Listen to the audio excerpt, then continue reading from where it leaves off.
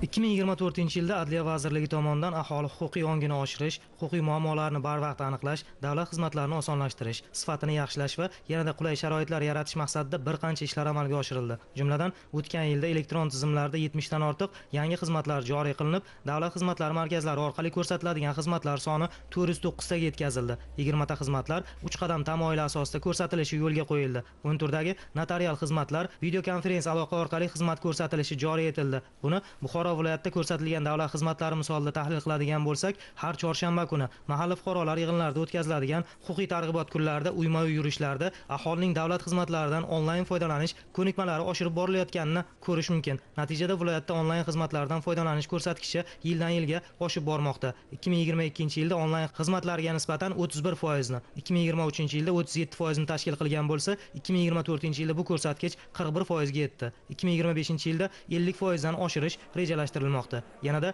jozibadorlikni oshirish maqsadida mygov.uz portalida xizmatlar soni 700 dan oshganligi, foydalanish narxi 10% ga arzonligi ham anchagina qulayliklarni taqdim qilyapti. Tadbirkor bo'lib faoliyat yuritib kelaman. Men davlat xizmatlari markaziga murojaat qilib kelgan vaqtimda bu yerda xodimlari juda ham xushmuomala bilan bizni kutib oladilar. Doim kelgan murojaatlarimizni vaqtida bajarib berib, onlayn arizalar tashab, ularni vaqtida qabul qilib olganimizda mana bunaqa shinam ko'rkam binolarni qurib tashkillashtirib bergan, xalqimizga qulayliklar yaratib bergan prezidentimizga rahmatlar aytamiz.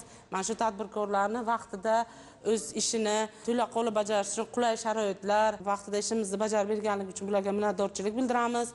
Uzoq chekka hududlarda joylashgan mahallalar aholisiga davlat xizmatlarida mahalladan turib foydalanishlarini ta'minlash maqsadida Buxoro viloyatida 12 ta mahalla fuqarolar yig'inlarida aholi uchun zarur bo'lgan 50 turdan ortiq xizmatlarni ko'rsatishga mo'ljallangan infokiosklar o'rnatilib, mahalla yettiligi bilan hamkorlikda ishlar tashkil qilinyapti.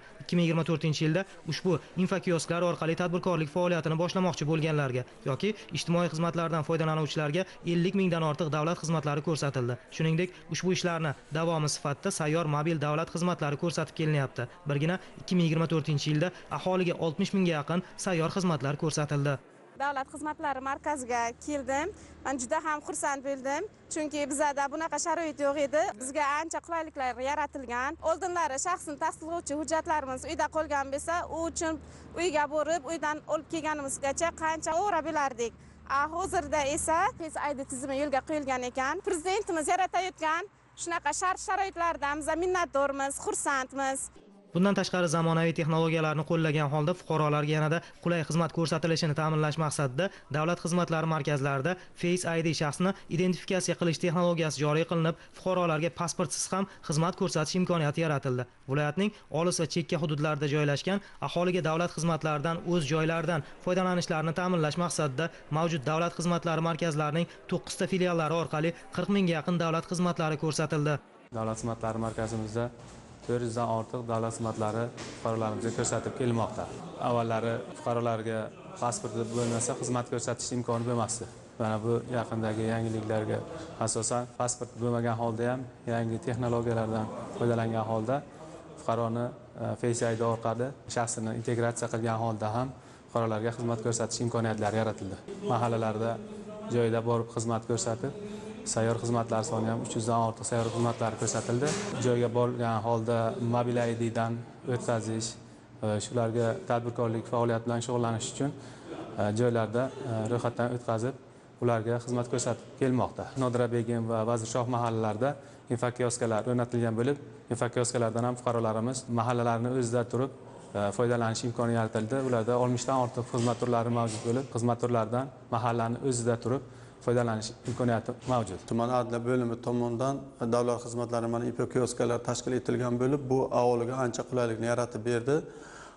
Mahallamizda hozirgi kunda 3517 nafar aholi 607 ta xonadonda istiqomat qiladi. Chernozda hokim yordamchi o'zini vazifasini bajarayotgan vaqtda ularga mana shu yashash joyidan ma'lumotnoma, boshqa ma'lumotlarni taqdim qilish yoki oylik ish haqisini va boshqa ma'lumotlarni olishda ular uzoqqa bormaydi. Shu yerning o'zidan hamma ma'lumotlar mahallani o'zidan bajariladi. Xuddi shuningdek, mana aholiga hokim yordamchisi, yoshlar yetakchisi ular tomonidan xizmat ko'rsatayotgan vaqtda ma'lumotlardan foydalanish, fuqarolar ovoragarchiligiga yo'l qo'ymaydi. Shu yerning o'zidan ishlari birdaniga bajarilib ketiladi. Bizga ko'rsatgan xizmatimiz o'zimiz mana shu bog'liqligi, mana shu xizmatlarning chambarchasligi Shu yerda ma'lum vaqtda aholi o'ziga kerakli muammolarni yechimini toptirib olib ketaveradi. Aholiga yanada qulay sharoitlar va nogironlarga to'siqsiz muhit yaratish maqsadida joriy yilda Buxoro viloyatida davlat xususiy sheriklik shartlari asosida qurilgan ikkita davlat xizmatlari markazi yangi zamonaviy binolarda ish boshladi. Binoda tuman adliya, davlat xizmatlari markazi, fuqarolik holati dalolatnomalarini yozish va yuridik markazlar birgalikda joylashtirildi. Binolarda kutish zallari, bolalar maydonchalari, fuqarolik holati dalolatnomalarini yozish, tantanalar zali, foto zonalar tashkil qilindi. Yaqinda yangi binoga ko'chdik. Bu binodan fuqarolarimiz bergan suhbatlar jarayonida boshqasida guvoh bo'lib turganlaringizdek, davlat xizmatlari markazi, fuqarolik holati dalolatnomalarni yozuv bo'limi, yuridik xizmat ko'rsatish markazi, tuman adliya bo'limi to'rtalasi ham bitta binoga joylashtirildi. Bundan asosiy ko'zlangan maqsad shu xalqimizning og'irini yengil qilish hamda ularning ovoragarchiligini oldini olish.